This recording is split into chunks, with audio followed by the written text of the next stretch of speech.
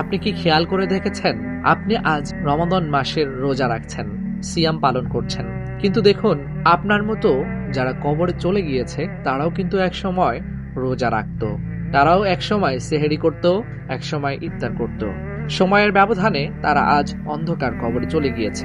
নিশ্চয়ই আমাদেরকেও একদিন এই অন্ধকার কবরে চলে যেতে হবে।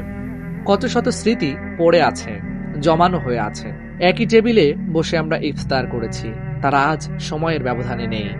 একই মসজিদে গিয়ে পাশাপাশি দাঁড়িয়ে তারাবির নামাজ আদায় করেছি, তারাও আজ নেই, অন্ধকার কবরে চলে গিয়েছে।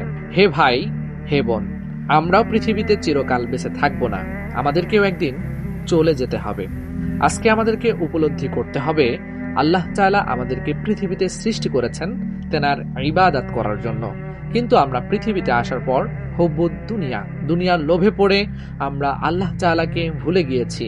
আল্লাহ তাআলা তো আমাদেরকে পৃথিবীতে পাঠিয়েছেন আখিরাতের বাজার করার জন্য, কিন্তু আমরা পৃথিবীতে এসে দুনিয়ার মজায় পড়ে আখিরাতের বাজারের ব্যাগটাই হারিয়ে ফেলেছি। কিন্তু এই ব্যাগে তো করে আমরা খরচ নিতে পারছি না, এই ব্যাগে করে আমাদের নেয়ার কথা ছিল আমল, কিন্তু আমরা আমল না নিয়ে নিচ্ছে গুনাহ।